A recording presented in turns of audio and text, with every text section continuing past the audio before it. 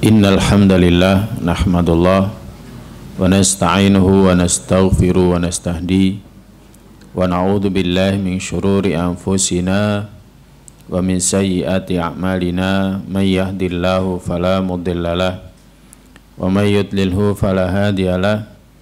Asyhadu an la ilaha illallah wahdahu la syarikalah wa asyhadu anna Muhammadan abduhu wa rasuluh la nabiyya wa la rasula ba'da. Nusalli wa nusallim ala rasulillah wa nabiyillah Muhammad sallallahu alaihi wasallam wa ala alihi wa ashabihi wa man tabi'ahum bi ihsanin ila yaumil qiyamah. Amma ba'd, qala Allah ta'ala fi kitabihil karim, a'udzu billahi minasyaitonir rajim, ya ayyuhalladzina amanu taqullaha haqqa tuqatih wa la tamutunna illa wa antum muslimun. Al-ayah. Alhamdulillah, kembali malam hari ini kita dipertemukan oleh Allah Ta'ala, pertemuan yang seharusnya membuat kita banyak bersyukur kepada Allah Ta'ala karena limpahan rizkinya, rizki hidup dalam kehidupan dunia, rizki untuk hidup dalam kehidupan dunia dengan diberikan makan, minum, demikian juga diberikan pakaian, papan, dan lain sebagainya, diberikan keluarga. Tapi tentu yang lebih baik adalah taufik dari Allah Ta'ala. Allah diantaranya gemarkan kita, habbaba ilaikumul iman wa zayyanahu fi qulubikum. Allah gemarkan pada diri kita keimanan dan dibuat indah di hati kita. Allah gemarkan kita untuk ngaji, Allah gemarkan kita untuk sholat, Allah gemarkan kita untuk baca Al-Quran, Allah gemarkan kita untuk puasa sunnah. Kemudian karha ilaikumul kufra wal fusuqa wal isyan. Allah memberikan kepada kita taufik untuk benci kepada kekufuran, kepada kemaksiatan, benci enggak sholat, benci maksiat dan lain sebagainya. Ini adalah nikmat yang adalah kita bersyukur, dan kita berharap Allah terus memberikan kepada kita taufiknya sampai akhir hayat kita.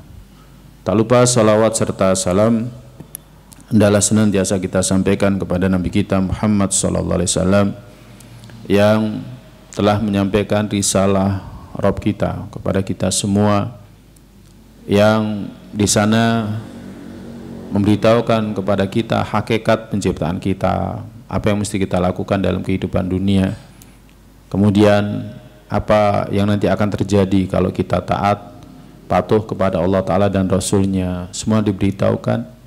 Sehingga dengan ini semua beliau berharap agar kita meniti jalannya, agar kita selamat dunia kita apalagi akhirat kita. Sallallahu alaihi wasallam, beliau lebih berjasa daripada seorang guru. Beliau adalah guru untuk umat ini yang berusaha menginginkan agar kita semuanya selamat, bahagia dunia kita, akhirat kita. Semoga kelak kita ketemu dengan beliau di telaganya. Ikhwas sekalian, jamaah sekalian yang dirahmati Allah, kita melanjutkan membahas fikih sirah, yakni peristiwa Isra dan Mi'raj Nabi kita sallallahu alaihi wasallam. Para jamaah yang dirahmati Allah Ta'ala, peristiwa Isra Mi'raj adalah mukjizat yang nyata. Jadi mukjizat yang nyata, sesuatu yang di luar jangkauan nalar manusia dan juga di luar kemampuan manusia. Dan ini diantara tanda nubuah yang nyata. Kalau Nabi kita sallallahu alaihi wasallam adalah benar-benar seorang nabi. Demikian juga ini adalah khususiyahnya Nabi kita, kekhususan Nabi kita sallallahu alaihi wasallam. Tidak terjadi pada seorang nabi pun dan rasul pun selain daripada beliau sallallahu alaihi wasallam. Dan ini diantara ayat-ayat ya yang terjadi di Mekah, yang terjadi pada Nabi kita sallallahu alaihi wasallam sebelum hijrahnya. Nah, para jamaah yang dirahmati Allah Subhanahu wa taala, kalau kita merenungi peristiwa ini, bahwa peristiwa ini terjadi setelah peristiwa-peristiwa yang kemarin kita sudah mengkajinya, di mana peristiwa-peristiwa itu betapa menyedihkan Nabi kita sallallahu alaihi wasallam, menggetirkan hati Nabi kita sallallahu alaihi wasallam, menyakitkan beliau. Yang pertama adalah wafatnya Abu Thalib, pamannya, yang selama ini menjaganya, yang selama ini membelanya, yang selama ini menolongnya dari gangguan orang-orang kafir.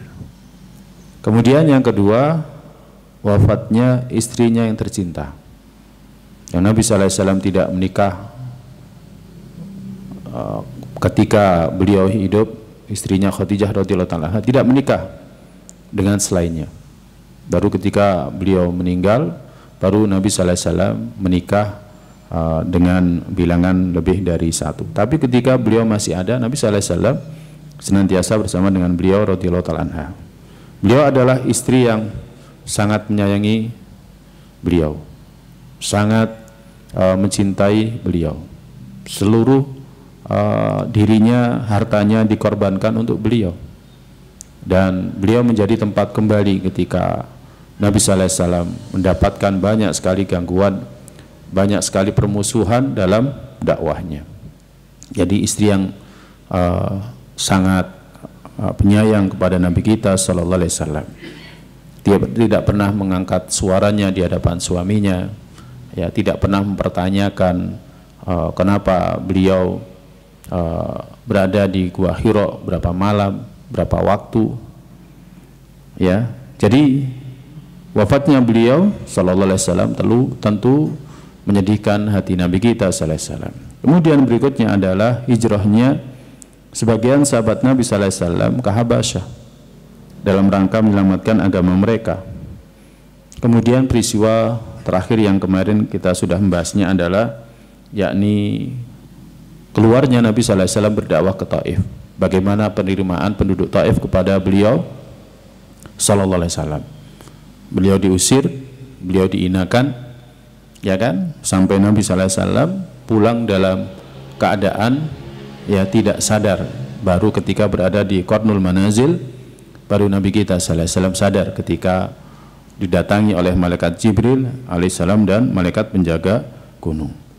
Nah, para jamaah yang dirahmati oleh Allah Subhanahu wa taala, maka tatkala kesulitan-kesulitan ini kumpul pada diri beliau, tatkala kesusahan-kesusahan ini, kesempitan-kesempitan seperti ini kumpul pada diri beliau, maka Allah muliakan beliau dengan mukjizat ya, yang terang, yakni beliau diisrakan dan dimi'rajkan.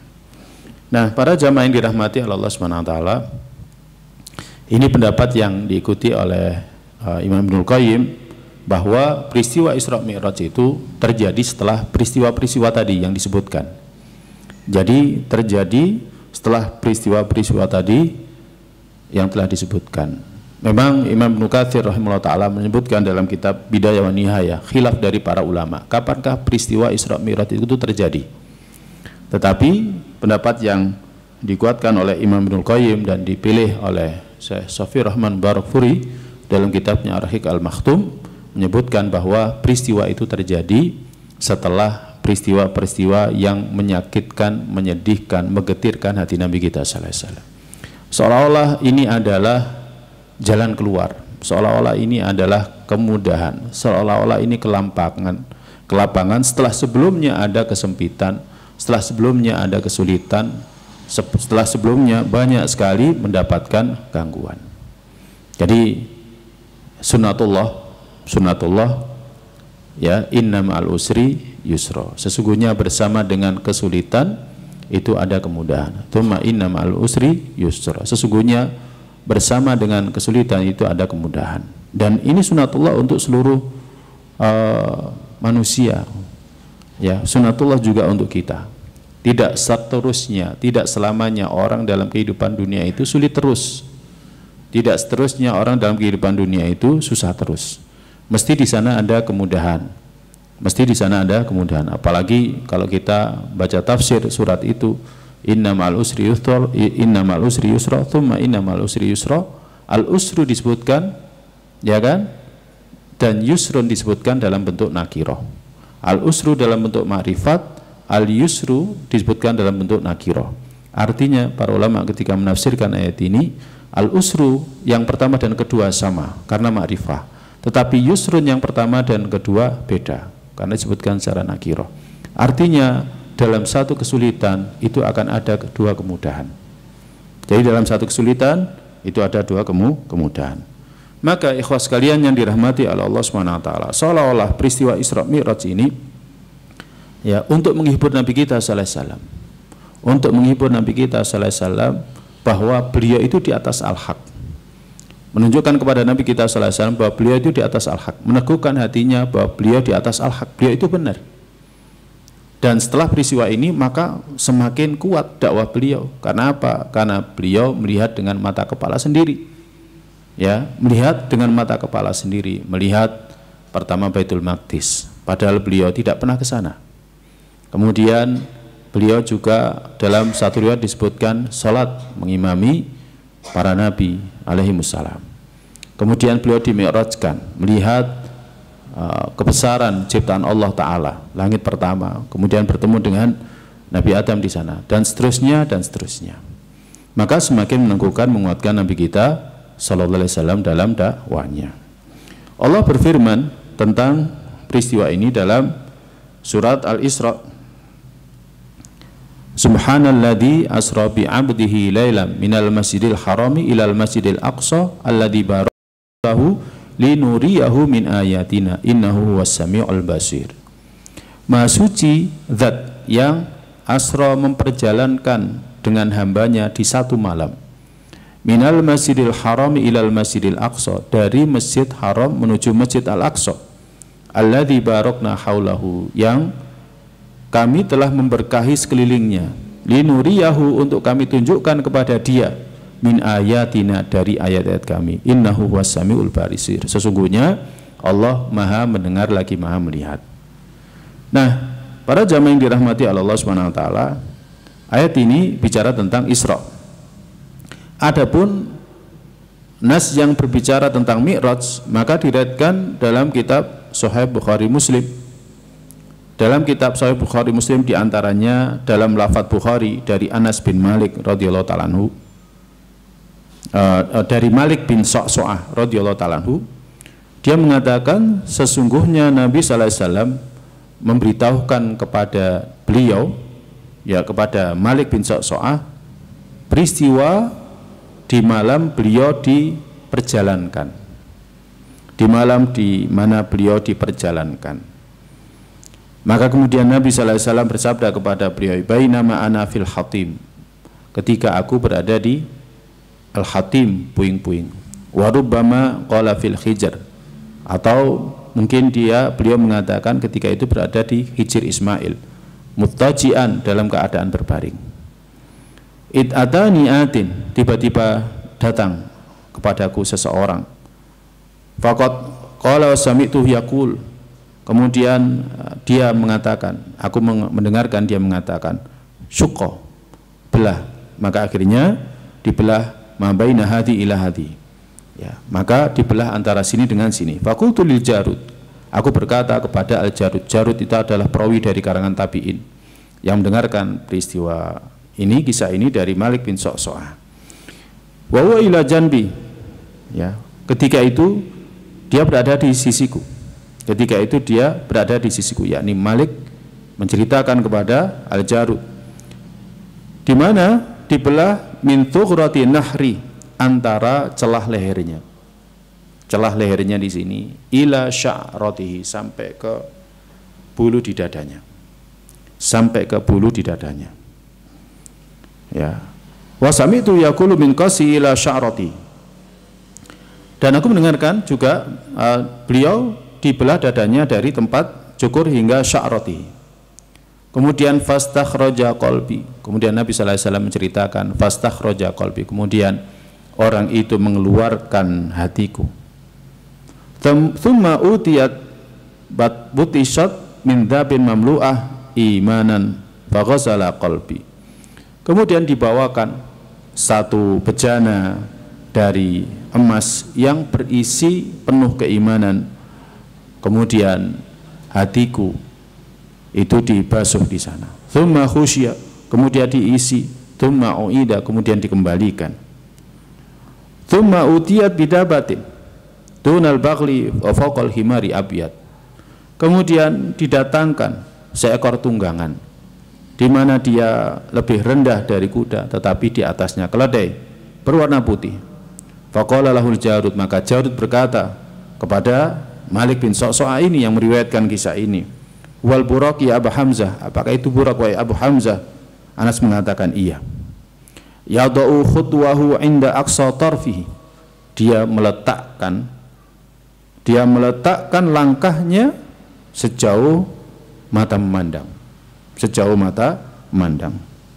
Fakhumilat alaihi, maka kemudian Nabi SAW, fakhumiltu alaihi, maka kemudian aku dibawa di atasnya. Fangtalaqa bi Jibril, maka kemudian Jibril membawaku hatta atas sama ad-dunya, hingga aku tiba di langit dunia. Fastaftaha, maka kemudian Jibril minta agar dibukakan. Fakila, kemudian dikatakan, man hadha, ini siapa? Maka kemudian Jibril mengatakan, Jibril. Kemudian dikatakan, maka siapa yang bersamamu? Maka Jibril mengatakan Muhammad. Kemudian dikatakan, waqad ursila ilaihi, apakah dia diutus untuk menemui Rabbnya? Maka Jibril mengatakan iya. Maka kemudian dikatakan marhaban, selamat datang. Fanimal maji jaa, dia adalah sebaik-baik orang yang datang, telah datang. Maka kemudian dibukakan. Falamma khalastu ilaihi fa'adha fihi Adam, maka tatkala aku sampai ke langit yang pertama, maka di dalamnya ada Adam. Maka kemudian Jibril mengatakan, hadza abuka Adam, fasallim alaihi. Kemudian malaikat Jibril mengatakan kepada Nabi sallallahu alaihi wasallam, ini adalah bapakmu Adam, ucapkan salam atasnya. Maka dari sini ya, ini pendapat yang kuat mengatakan bahwa Nabi Adam adalah Abul Bashar, bapaknya umat manusia. Faraddas salam, maka Adam pun menjawab salam, kemudian mengatakan marhaban bil ibni salih wa nabi salih, selamat datang anak yang salih dan nabi yang salih. Thumma sa'ida bi hatta atas sama, kemudian malaikat Jibril pun membawaku naik hingga datang ke langit yang kedua. Fastaftaha, maka dia minta dibukakan, maka dikatakan siapa ini? Maka Jibril mengatakan, Jibril dikatakan siapa yang bersamamu? Siapa yang bersamamu? Dikatakan Muhammad. Kemudian ditanyakan waqad ursila ilaihi, apakah dia diutus untuk menemui Rabbnya? Diutus ke sana? Dia mengatakan iya. Maka dikatakan marhaban bih, selamat datang. Fanimal maji, sebaik-baik orang yang datang telah datang. Maka kemudian dibuka. Kemudian Nabi bersabda, falamma khalastu idza Yahya wa Isa wa huma ibna khalah. Dan ketika aku tiba di sana, tiba-tiba di sana ada Yahya dan Isa, keduanya adalah dua anak bibi. Ya, disebutkan oleh Nabi sallallahu alaihi wasallam demikian. Kemudian malaikat Jibril mengatakan, hadza Yahya wa Isa fasallim alaihima. Ini Yahya dan Isa, maka ucapkanlah salam kepada keduanya. Wassalam tu, maka kemudian aku pun mengucapkan salam dan keduanya pun membalas salam. Kemudian keduanya mengatakan marhaban bil akh as-salih wan nabi salih, selamat datang saudara yang salih dan nabi yang salih. Beda dengan Nabi Adam sambutannya marhaban bil ibni salih wan nabi salih, selamat datang anak yang salih dan nabi yang salih. Tapi kalau Nabiullah Yahya dan Isa alaihi wasallam mengatakan marhaban bil akh as-salih wan nabi salih, selamat datang saudara yang salih dan nabi yang salih. Kemudian Nabi melanjutkan sabdanya, kemudian malaikat Jibril membawaku ke langit yang ketiga. Dia pun minta dibukakan. Dikatakan, siapa ini? Maka Jibril mengatakan, Jibril. Ditanyakan, siapa yang bersamamu? Maka dikatakan Muhammad. Kemudian dikatakan, waqad ursila ilaihi, apakah dia diutus untuk menemui Rabbnya? Maka malaikat Jibril mengatakan iya. Maka dikatakan marhaban, selamat datang sebaik-baik orang yang datang telah datang. Falamma khalastu ida Yusuf, maka tatkala aku sudah tiba di langit yang ketiga, maka di sana ada Yusuf. Kemudian dikatakan oleh malaikat Jibril, ini Yusuf, ucapkan salam kepadanya. Fassalamtu alaihi, maka aku pun mengucapkan salam kepadanya. Kemudian dia pun menjawab salam. Maka Yusuf mengatakan, marhaban bil akh as-salih wa nabi salih. Selamat datang wahai saudara yang salih dan nabi yang salih. Thumma sa'ida bi.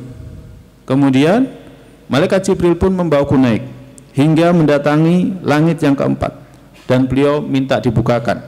Kemudian dikatakan, siapa ini? Maka Jibril mengatakan, Jibril. Dikatakan, siapa yang bersamamu? Dikatakan, Muhammad. Dikatakan, auqad ursila ilaihi, apakah dia telah diutus untuk menemui Rabbnya? Maka dikatakan, iya. Kemudian dikatakan, selamat datang, sebaik-baik orang datang telah datang. Maka pun dibukakan langit itu. Kemudian falamma khalastu faida Idris, maka ketika aku sampai di langit yang keempat, maka di sana ada Nabiullah Idris alaihissalam.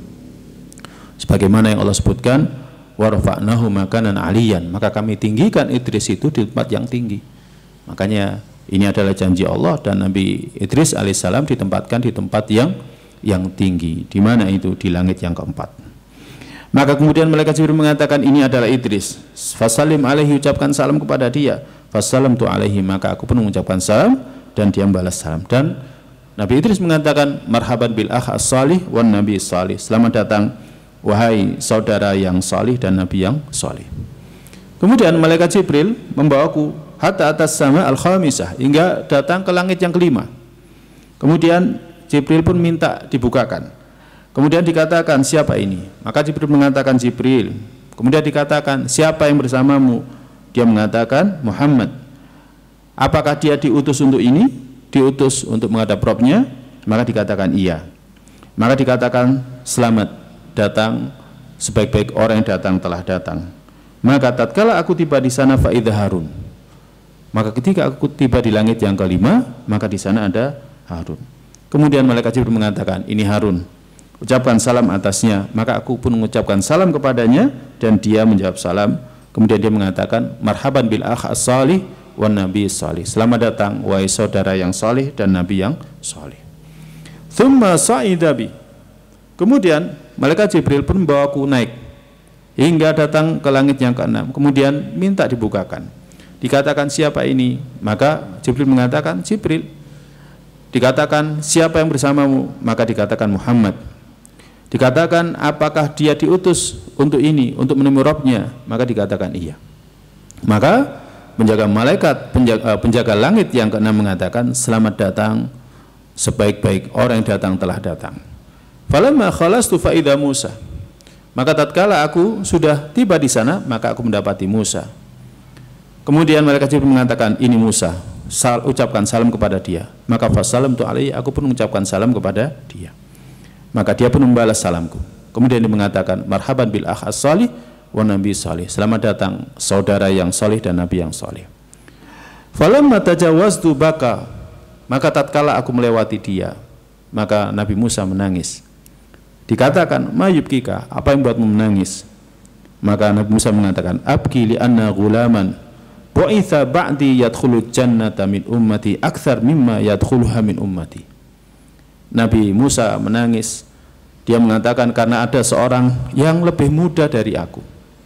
Karena umurnya Nabi Muhammad SAW lebih di bawahnya Nabi Musa. Atau juga ada yang mengatakan, mananya adalah bahwa Nabi Musa karena meninggal lebih dulu, berarti yang datang kemudian dikatakan sebagai ghulam.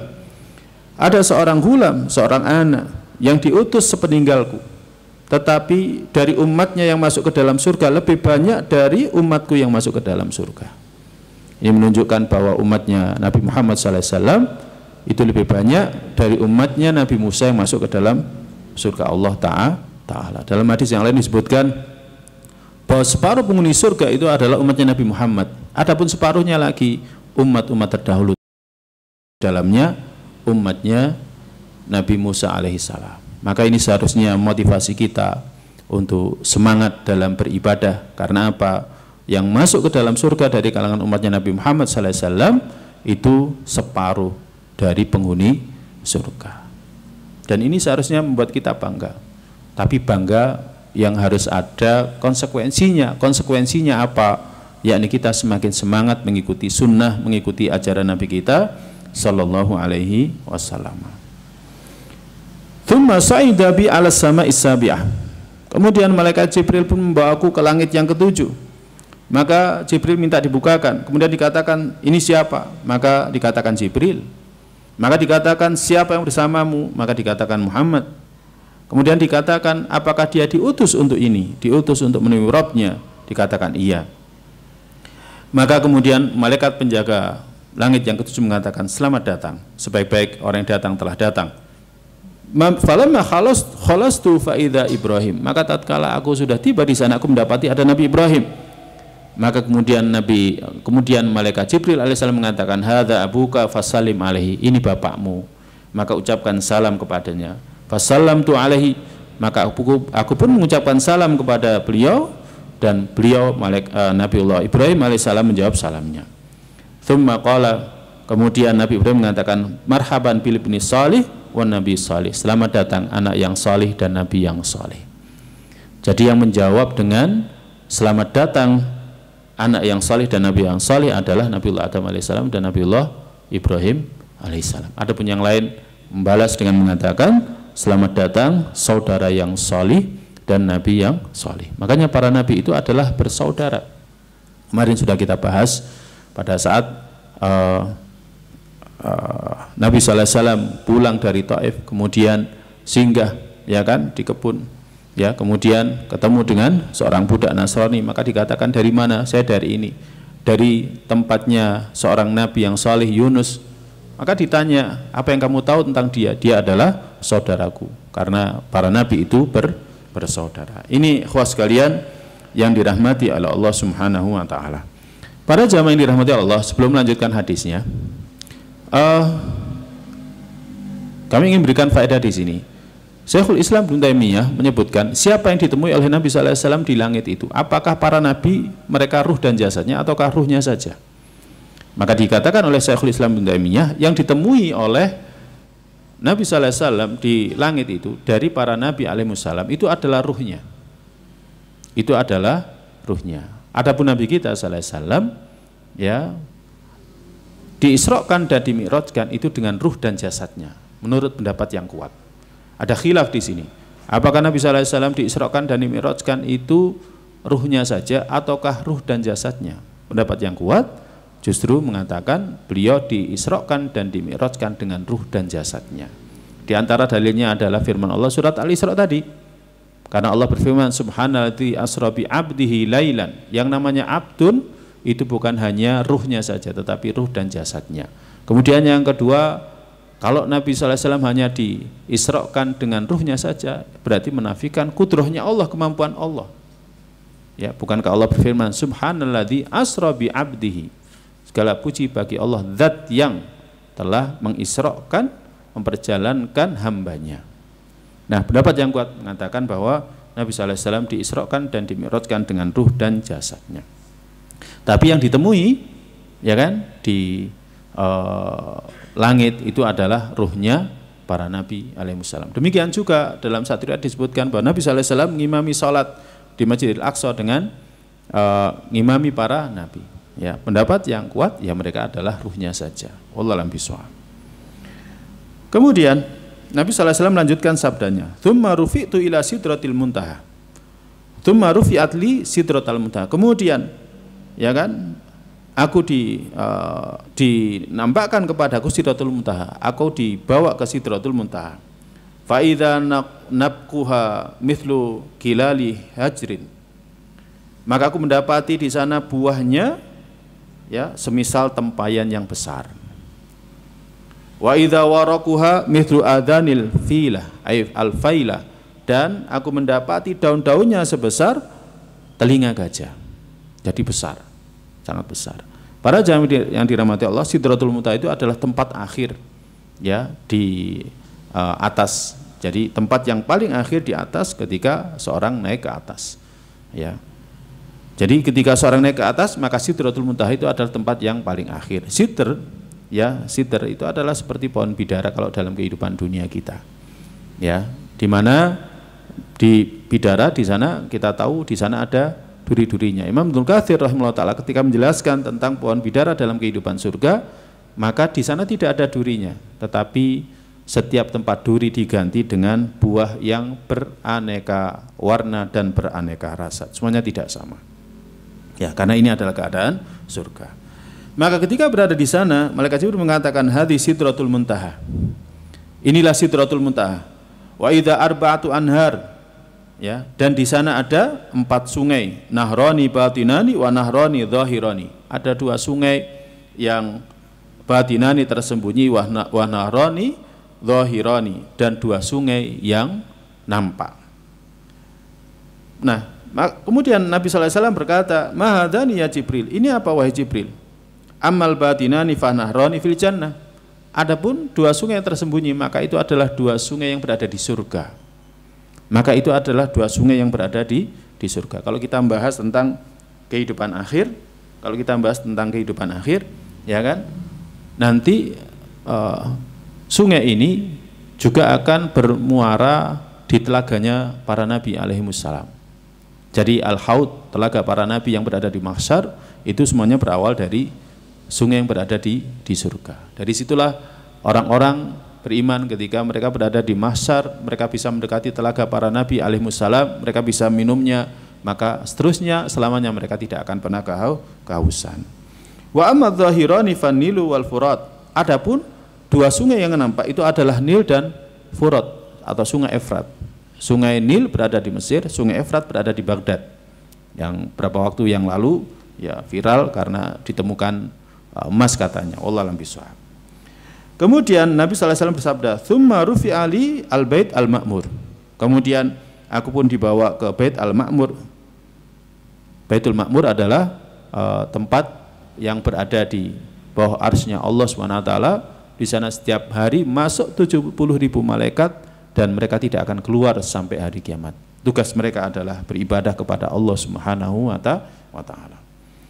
Tsumma utitu bi ina'in min khamrin wa ina'in min labanin wa ina'in min asalin wa akhadtu al-laban. Kemudian diberikan kepadaku bejana dari khamr dan bejana dari susu dan bejana dari madu. Fa akhadtu al-laban, maka kemudian mengambil susu. Faqala, maka malaikat Jibril mengatakan, hiyal fitrah allati anta 'alaiha wa ummatuka. Itu adalah fitrah yang engkau dan umatmu berada di atasnya. Ya, maka ini adalah kebaikan Nabi kita sallallahu alaihi wasallam yang telah memilih fitrah, ya, sehingga kebaikannya juga akan kita rasakan. Tsumma furidtu alayya as-salatu khamsina salatan kulla yaumin. Kemudian setelah itu difardukan kepadaku salat 50 kali dalam sehari semalam. Faraja'tu, maka kemudian aku pun kembali. Famaratu ala Musa, kemudian aku melewati Musa. Kemudian Nabi Musa mengatakan, bima umirta, dengan apa engkau diperintah? Dengan apa engkau diperintah? Mungkin kita bertanya, kenapa Nabi Musa? Karena Nabi Musa pernah diajak bicara oleh Allah, makanya dia digelari dengan Kalimur Rahman, yakni yang diajak bicara oleh Allah Ta'ala. Tetapi tentu kemuliaannya masih di bawah Nabi kita sallallahu alaihi wasallam, karena Nabi kita sallallahu alaihi wasallam juga Kalimur Rahman yang diajak bicara oleh Allah. Hanya saja Nabi Musa diajak bicara oleh Allah ketika berada di bumi, adapun Nabi kita sallallahu alaihi wasallam diajak bicara oleh Allah ketika berada di Sidratul Muntaha, di tempat yang tinggi. Tentu lebih mulia Nabi kita sallallahu alaihi wasallam, ya. Nah, Nabi Musa paham ketika diajak bicara oleh Allah Ta'ala mesti ada perintah di sana. Makanya Nabi Musa bertanya, bima umirta, dengan apa engkau diperintah? Maka Nabi mengatakan, umirtu bi khamsina salatan kulla yaumin. Aku diperintahkan untuk salat 50 kali dalam sehari. Maka kemudian Nabi Musa mengatakan, inna ummataka la tastati' khamsina salat kulla yaumin. Umatmu tidak akan bisa salat 50 kali dalam sehari. Kalau dalam riwayat yang lain disebutkan lantas tati'a, sekali-kali enggak akan bisa salat 50 kali dalam sehari. Wa inni wallahi qad jarabtun nasa qablaka. Demi Allah aku telah mencoba manusia sebelum engkau. Wa alastu bani Israil asyaddal mu'alajah, dan aku menguji mereka dan mereka membenci, ya kan, mereka memusuhi dengan keras. Farji ila rabbika, kembalilah kepada Rabbmu, fas'alhu takhfif li ummatika, minta keringanan untuk umatmu. Maka kemudian kemudian pun diberikan rukhsah dariku 10 salat, faraja'tu ila Musa, maka aku kembali kepada Musa, maka dia berkata seperti sebelumnya, aku pun kembali minta agar diberikan keringanan, akhirnya pun diringankan, dikurangi 10. Aku kembali kepada Musa, maka Musa berkata seperti sebelumnya, maka kemudian aku kembali, akhirnya pun juga dikurangi menjadi 10. Hingga seterusnya, ya, faraja'tu fa umirtu bi asyri salawatin. Hingga akhirnya aku diperintahkan untuk melakukan salat 10 kali dalam sehari semalam. Kemudian aku kembali. Maka Musa berkata dengan yang semisal. Aku pun kembali hingga akhirnya aku diperintahkan dengan 5 salat dalam sehari semalam. Maka aku kembali kepada Musa. Maka Musa bertanya, bima umirta, dengan apa kau diperintahkan? Maka aku mengatakan, umirtu bi khamsi salawatin kulla yaum. Aku diperintahkan salat 5 kali dalam sehari. Maka Nabi Musa masih mengatakan, inna ummataka la tastati'u khamsa shalawatin kulla yaum. Umatmu enggak akan bisa salat 5 kali dalam sehari semalam. Wa inni qad jarrabtun nasa qablak. Aku sudah mencoba manusia sebelum engkau. Wa alastu bani Israil asyaddal mu'alajah. Aku menguji mereka dan mereka menentang keras. Mereka menentang keras. Faraji ila rabbika fas'alu takhfif li ummatika. Kembali kepada Rabbmu, mintalah keringanan untuk umatmu. Maka Nabi mengatakan, sa'altu rabbi hatta istahyaitu. Aku sudah minta Rabbku dan aku sudah malu. Walakin arda wa aslam. Akan tetapi aku rela, aku pasrah, aku Islam, aku mengikuti. Falamma jawaztu, maka tatkala aku melewati Musa, nada munadin, ada penyeru yang berseru. Amdoita faridati. Amdoitu faridati, aku telah menetapkan apa yang aku perintahkan. Wa khafaftu an ibadi, dan aku telah berikan keringanan untuk hamba-hambaku. Para jamaah yang dirahmati Allah SWT, ya, kita harus ingat jasa Nabi kita sallallahu alaihi wasallam ketika peristiwa Isra Mi'raj, yang minta takhfif, keringanan kepada Rabb kita agar diringankan untuk kita kewajiban kita salat dalam sehari semalam yang seharusnya 50 kali dalam sehari semalam menjadi 5 kali dalam sehari semalam. Dalam riwayat yang lain disebutkan, itulah 5 yang artinya 50. Itulah 5 yang artinya 50. Sebagian ahli ilmu mengatakan artinya kita sholatnya 5 kali tetapi pahalanya 50. Bukan dilipat gandakan, bukan seperti al-hasanatu bi asyri amthaliha ila at'afin ya katsiratin. Bukan seperti kita melakukan satu kebaikan kemudian dilipat gandakan menjadi 10 satu kebaikan itu, tidak. Tetapi sholat kita yang kita lakukan ini 5 tetapi pahalanya 10. Jadi pahalanya 10. Makanya kita harus bersyukur ya kan kepada Nabi kita sallallahu alaihi wasallam, berterima kasih kepada Nabi kita sallallahu alaihi wasallam dengan banyak salat kepada beliau ya kan. Ini diantara jasa beliau yang dimana beliau minta keringanan untuk kita dalam menegakkan salat cukup sehari sekali 5, sehari semalam 5 kali. Ini ikhwas sekalian yang dirahmati Allah Subhanahu wa taala. Ini yang disebutkan dalam hadis muttafaq alaih Bukhari Muslim. Para jamaah yang dirahmati Allah Subhanahu wa taala, hadis-hadis yang menjelaskan tentang Isra Mi'raj sangat banyak. Tapi ini hadis yang muttafaq alaih yang disebutkan oleh penulis kitab ini dalam kitab fikih sirah. Kemudian di sini disebutkan oleh penulis kitab ini riwayat Ahmad dari Ibnu Abbas radhiyallahu taala anhuma. Bagaimana penerimaan orang-orang Mekah ketika ada berita ini? Ibnu Abbas radhiyallahu taala anhuma mengatakan bahwa Nabi sallallahu alaihi wasallam akhbaron nas bil Isra. Nabi sallallahu alaihi wasallam akhirnya memberitahukan kepada manusia perihal Isra-nya beliau. Maka mereka mengatakan, kemana? Kamu diperjalankan kemana? Kamu diperjalankan kemana? Maka Nabi mengatakan, ke Baitul Maqdis. Kemudian mereka mengatakan, tsumma asbaghta baina dhahranaina. Kemudian kamu pagi hari di tengah-tengah kita. Kamu semalam ke Baitul Maqdis. Kemudian pagi ini kamu di sini. Satu yang enggak masuk akal. Karena perjalanan ketiga itu ke Baitul Maqdis mencapai 2 bulan. Enggak mungkin. Satu yang enggak masuk akal. Maka Nabi mengatakan iya. Maka Ibnu Abbas mengatakan, faman baina musfiqin. Ada di antara mereka yang tepuk tangan. Ya, tepuk tangan ya, takjub ya, kayak orang Arab mengatakan ajib gitu kan.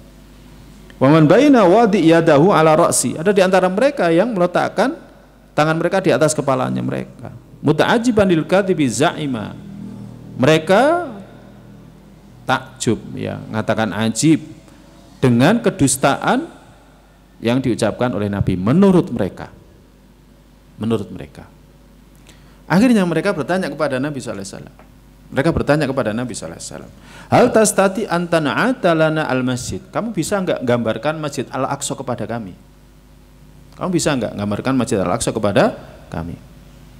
Karena orang-orang Mekah itu ada yang pernah melakukan safar ke sana dan melihat Masjid Al-Aqsa. Maka Nabi sallallahu alaihi wasallam bersabda, fadzabtu an'atu, maka aku pun mulai menggambarkan Masjid Al-Aqsa. Famaziltu an'atu hatta iltabasa alayya ba'dun na'ti, maka kemudian menggambarkan tentang Masjid Al-Aqsa hingga sebagian dari Masjid Al-Aqsa itu samar. Faji'a bil masjid wa ana anzur, maka kemudian Allah Subhanahu wa taala memperlihatkan Masjid Al-Aqsa dan aku melihat ke sana. Hatta aduna dar Iqal, hingga Masjid Al-Aqsa itu diletakkan dekat dengan rumahnya Iqal atau Uqail.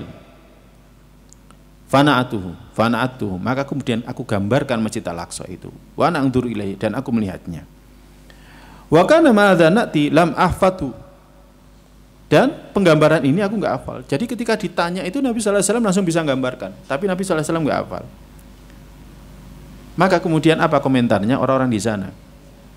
Amannatu fa wallahi laqad asaba, yang dia gambarkan benar. Benar. Semua orang tahu Nabi sallallahu alaihi wasallam tidak pernah ke Masjidil Aqsa. Dan orang-orang yang berada di sana mayoritas, ya kan, belum pernah ke Masjidil Aqsa. Hanya orang-orang tertentu yang mereka datang ke sana untuk dagang, tentu orang yang tersohor, ya, seperti Abu Sufyan, orang yang punya harta, ya kan. Jadi enggak setiap orang bisa pernah ke sana, ya. Nah, sehingga hanya sedikit orang.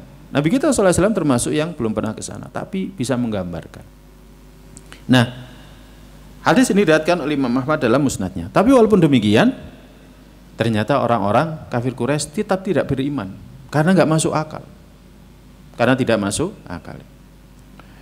Imam Ibnu Qayyim rahimahullah ta'ala mengatakan dalam kitabnya Zadul Ma'ad, maka tatkala pagi hari Nabi sallallahu alaihi wasallam memberitahukan kepada mereka, kepada kaumnya, apa yang Allah tunjukkan kepada beliau sallallahu alaihi wasallam, ayat-ayat Allah yang agung, maka semakin keras pendustaan mereka. Fastadda takdzibuhum, semakin keras pendustaan mereka, semakin kuat gangguan mereka kepada Nabi sallallahu alaihi wasallam. Para jamaah yang dirahmati Allah, Nabi sallallahu alaihi wasallam dalam kondisi seperti ini tetap sabar. Kenapa? Karena Nabi sallallahu alaihi wasallam melihat dengan mata kepalanya sendiri. Melihat dengan mata kepala sendiri langit pertama, langit kedua sampai langit ketujuh. Ya, melihat dengan mata kepala sendiri. Kalau dalam riwayat yang lain melihat neraka, ditunjukkan kepada beliau neraka. Maka sekeras apapun, ya, orang kalau sudah mengetahui hal seperti itu pasti akan kuat untuk menyampaikan al-haq. Kita kalau misalkan ada di antara kita yang pernah melihat, ya, sesuatu yang orang lain tidak pernah melihat, kejadian yang mengerikan misalkan, maka kita akan sungguh-sungguh menyampaikan kebenaran itu kepada mereka karena sayang kita kepada mereka, ya, karena sayang kita kepada mereka. Sampai pun kita diganggu, sampai pun kita disakiti, kita akan sabar. Itulah Nabi kita sallallahu alaihi wasallam. Maka dengan adanya peristiwa Isra Mi'raj ini membuat beliau sallallahu alaihi wasallam semakin sabar, walaupun dia didustakan, walaupun dia dimusuhi oleh kaumnya. Nah, padahal Imam Ibnu Qayyim juga menyebutkan Nabi sallallahu alaihi wasallam sampai memberitahukan kepada mereka kafilah yang mau datang ke Mekah.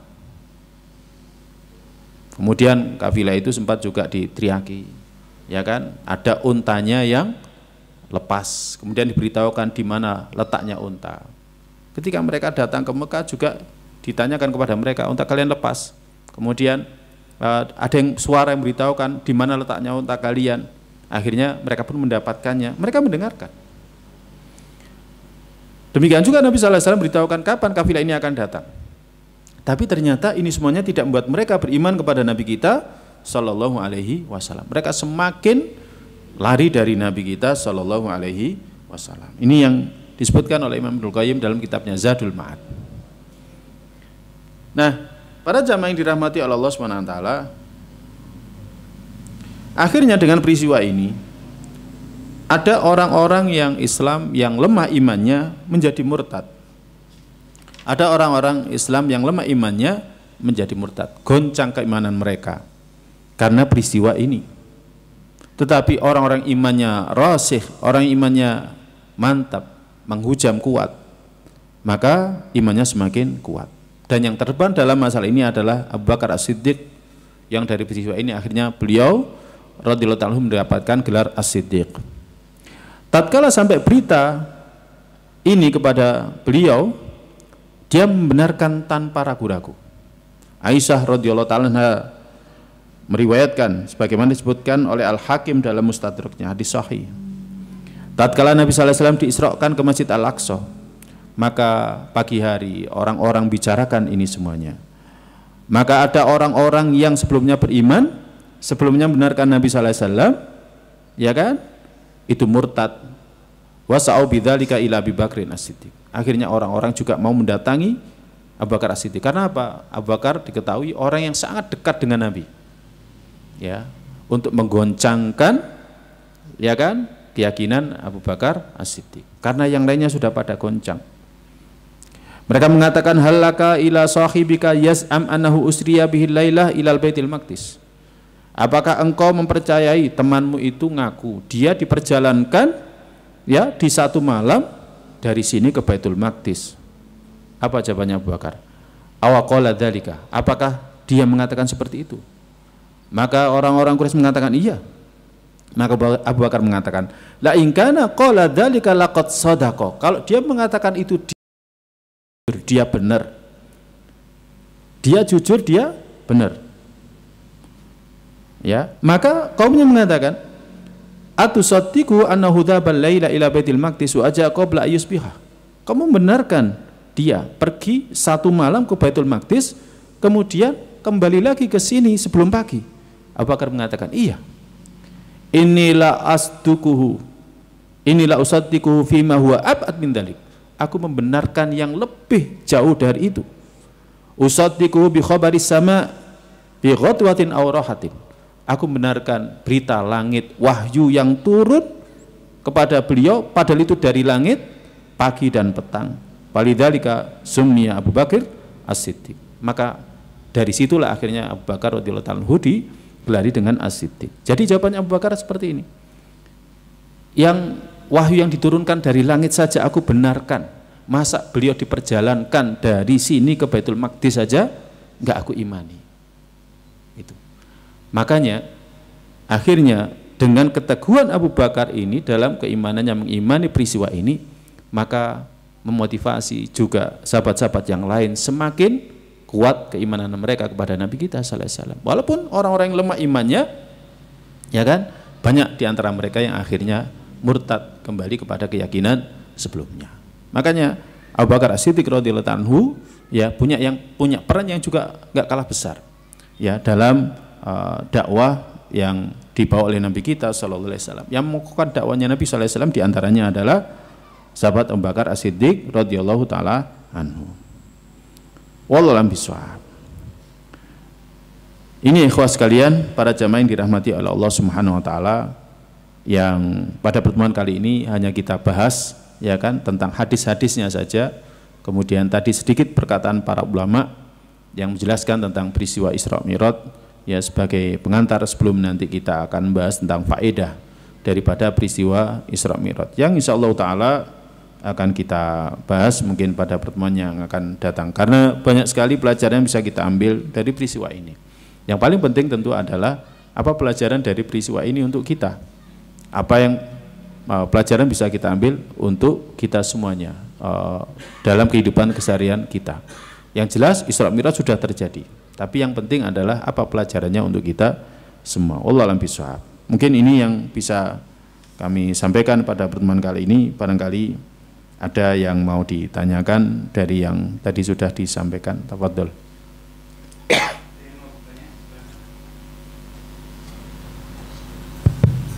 Ada yang mau bertanya? Silakan.